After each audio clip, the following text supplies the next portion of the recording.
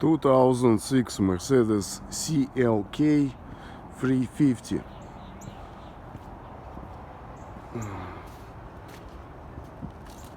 Okay, the convertible top would not open, had no codes. If you hold the switch, you can hear the pump.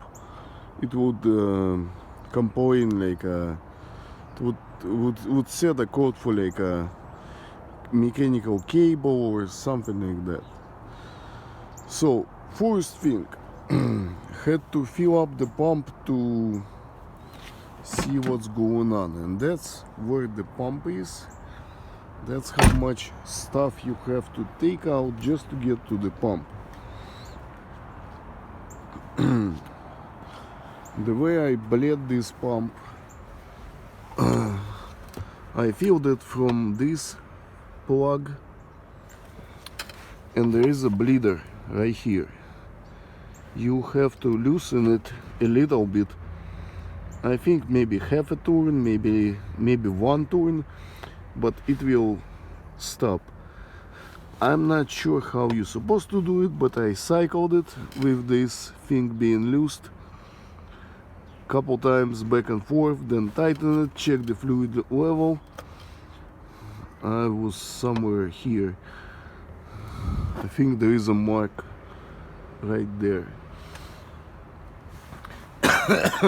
Then the trunk opened up, but this part would not. And after a while it started leaking fluid from here. So I figured it's gonna be a locking cylinder. Then once it's open like that, you loosen up the you put it in a bleeding position.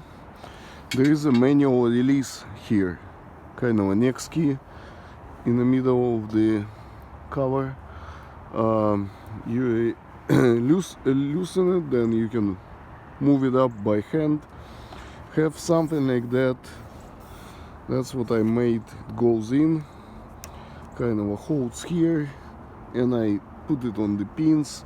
The other side, same thing, except I used something tied down so it would not open up completely. Then I did not wanna remove the cylinder, the whole locking mechanism. So what I did, unscrew this thing, loosen this part, just loosen so we can move it a little bit down. Then there is 1, 2. First you get the locking pin, locking ring out of this one, comes down. Then you can, the cylinder stays here, you can rotate this part, and you have access to this pin. Same thing, retainer clip on top, pin comes out, and I think there is a washer that goes between them. Here is what it looks like. There is a washer, two pins and retainer clips. Then you can start moving the cylinder in, couple clips like that. That's where I got it. This was enough for me. I used my engine hoist. I got the car on the boards so I can clamp it down to something. Then you pretty much need to move the retainer clip, the opening, towards where you're gonna drill it. Drill something like that. I used the 2mm drill bit, but probably should have done it a little bit closer to here, but this was enough to get it out. Okay, then the whole thing can be pulled out. Yeah, of course the oil is gonna leak, so when you're taking out this part, put something like a towel down, because you probably gonna drop those things, and it's gonna be pain pain to find them. Okay, I did smooth out the inside where my dailing was, because now I'm getting ready to put everything back together. Now here is yeah, you see all this oil. Yeah, that's your manual release. There is gonna be heck like a 6 or 8, I don't remember. Now this is the new seal. The old seal is like that. The hard part here, you need to get this cover out. It's pressed in. You can see where it's been pressed. I mean, when you're gonna see it, you're gonna see it. You need to drill it out, then you can slide it out. Your shaft inside looks like that. I drilled it all the way through because I had no idea if it's a pin or if it's not, and it's not the pin. One thing I did, this kit, okay, this kit, it had the originally those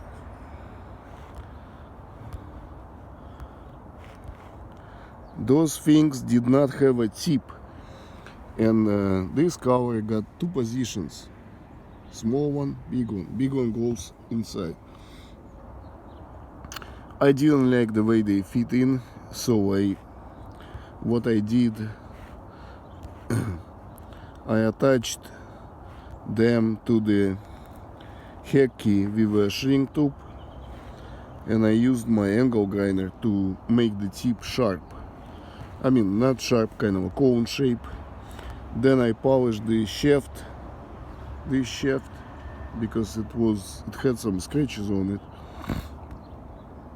and used the blue Loctite on these guys. It's a 2mm Allen wrench to put it on. This is the Amazon kit that I used. I don't know if it's good or not, but you know. Okay, this is the fluid. Don't use anything else. This is what I used to fill it. You can use something similar, something like that, but don't use any other fluid. What else? Drill bits that I used to get this ring out. 2mm HI, pretty much the best steel rings you can get. This one you can use any kind of drill bit. You have to drill the aluminum. This one, this guy felt like it's hardened. Yeah, but it's a good quality steel, so you do need a nice drill bits to go through this, like a HHS type of a drill bit. I used 1/8, and you don't need to drill all the way in. You can go just by the thickness of the cover. Then you can kind of start moving left and right. If it starts moving, you can put a screwdriver here, 2 screwdrivers here on both sides, and pry it out. Yeah, that's pretty much how it is. Yeah, that's it's just a groove. There is no pin. I drilled it, but you didn't have to. You don't have to. And that's why I made the cone shape on the screws itself, because I had a mark from the drill from me drilling out the locking things, and I didn't like just a straight bolt. I don't know if it's gonna be tight enough or not, so I made a kind of a cone shape, so it goes in tight 100%. Yeah, it doesn't move anywhere. I think it should be okay. Alright, well, I'm gonna make a part 2 video of of the roof working.